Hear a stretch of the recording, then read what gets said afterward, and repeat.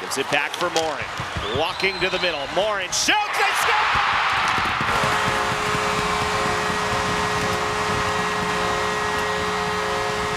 What a series for Sydney Morin. She's got her third goal of the playoffs, and we're tied at 1. Zumwinkle, nice move. Zumwinkle stops. Willoughby got around Rose. Has Irving in front. Trying to center, and Rooney held her spot. Here is Gasso. Tries to center up. They score! Landon Resendez! Maybe their best in a while. Keller winds up and scores! Megan Keller beats Debian again. Turned over, fast. Looking for a tip, saved by Frankel. Rebounds loose, Gentry comes in. Frankel doesn't have a stick and still is making saves! Puck is still alive. Gentry tried to come around. Shepers was there on the backside. What can't the Green Monster of Boston do? Poulin plays it in the middle. Oh, tip, and Stacey scores again!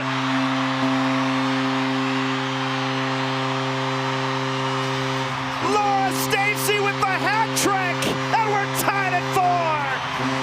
Time a 1-0 lead. Ups and over. Chance here. Oh, Damien! Oh my goodness! Here is Morin walking down. Morin towards the net. They score! Who are you? The Frost lead in the third. There's Abby Rock trying to find Laura Stacey. Gives it back for Rock. Rock plays it over. Poulin scores! Marie-Philly Poulin! Series tied at 1! Heisey again, sends it back for Cooper. Now it's panic. Her shot couldn't get it through. Then turns. A rolling puck goes to the corner. 3 seconds to go. Stefan throws it towards the net. It's over! Reporter la victoire! Montreal has its trip to the final!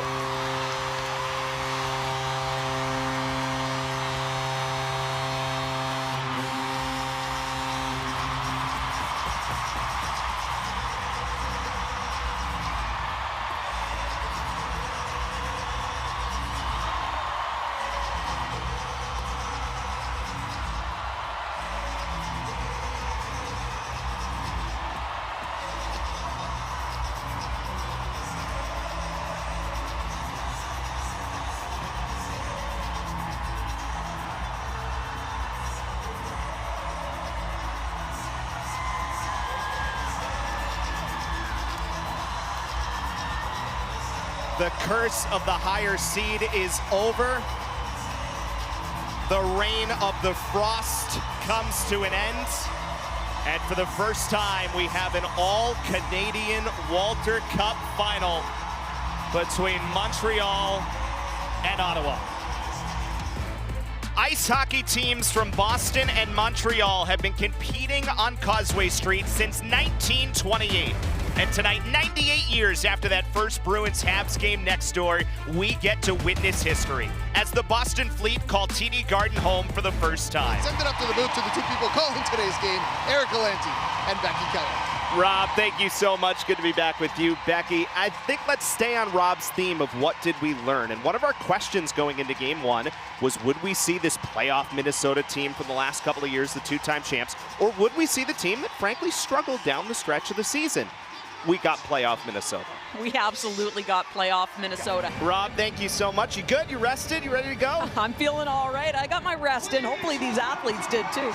Let's talk about those couple of games. Rob mentioned it, right? Let's stick on those differences because it wasn't just the fact that the goals were totally different in those games. It was such a different game. Honestly, it was hard to believe it was the same 2 teams. So clearly this is something that is celebrated and valued within this dressing room. We know how good Montreal's first line is, and that was on display in games 1 and 2.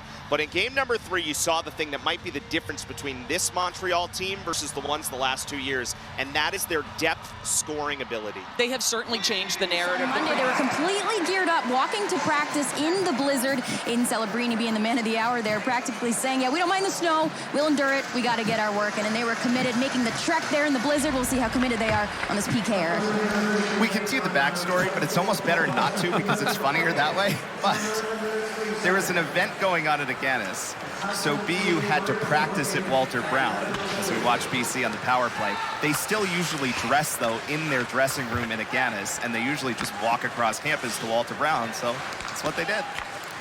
Here is Gasso, who flips it up top. Lucas Gustafson fires, looking for a tip from Letourneau in front. Got deflected to the corner.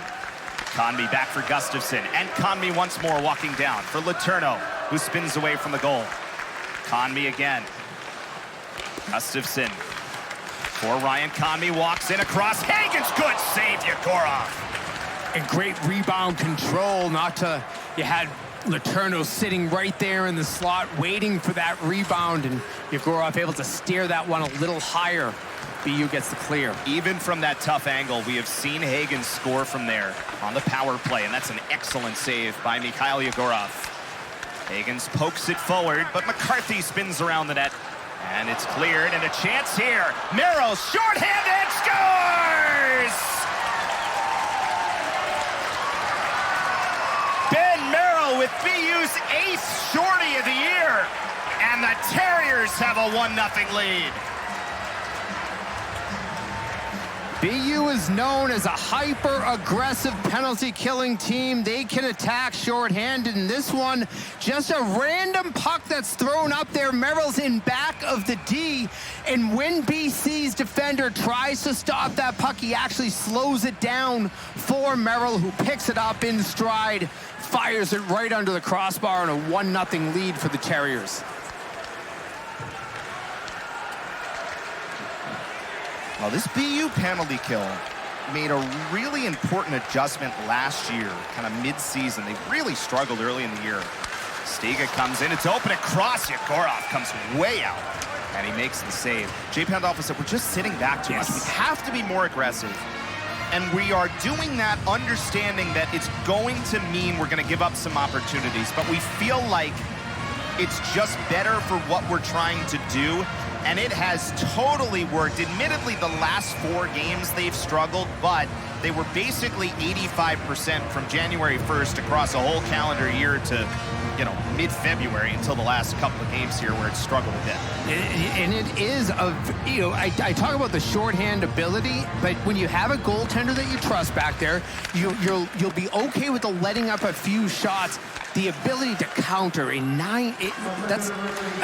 shorthanded goals on the season. That's a 2-3 seasons from most teams. It's third best nationally. Hemming tries to get a tip on the side. St. Thomas has 11 this year, and Michigan second with 9. And that is clear. So this is now a reverse script from a lot of what we were talking about with the first period stuff, right? BU had heavily outshot BC in the first 3 games. This has been the opposite, but it's the Terriers who have the 1-0 lead. Resendez moving in, plays it across, and Yegorov makes another good save, this time on Brady Berard. And BU can skate out back to even strength hockey. 6:42 remaining in the first period. Shots are 9-2 in favor of BC, but the score 1-0 in favor of BU.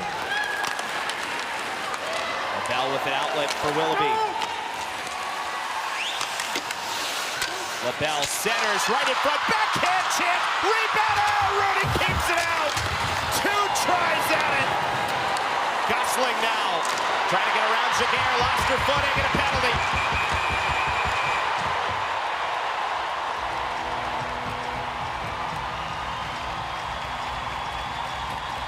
Gosling with a nice move to draw this penalty, but how about this? It's just a great shift, and Caitlin Willoughby, we've talked about her a number of times this game. She gets not 1, but 2 chances. 2 minutes. Rooney with a really nice save. And Gosling with the move at the blue line that forces the takedown, so Jaguar to the penalty box. Montreal with a huge opportunity on the power play. So Jaguar to the box. And a Royale Ultra Strength Paper Towel Power Play, the first of the game for Montreal. They are 2 for 11 in the series. Abby Rock works it down. Poulin gives it back for Rock. Gosling has been quarterbacking the back half of the season and has done a wonderful job. Poulin for Gosling. Now down for Rock. Gosling has scored a couple from that spot. Now here is Poulin, the game winner from game 2. Gosling shoots, it missed.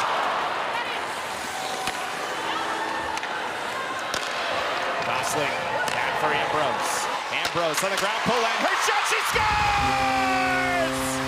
Marie-Philippe Poulin on the power play, and Montreal leads in the third.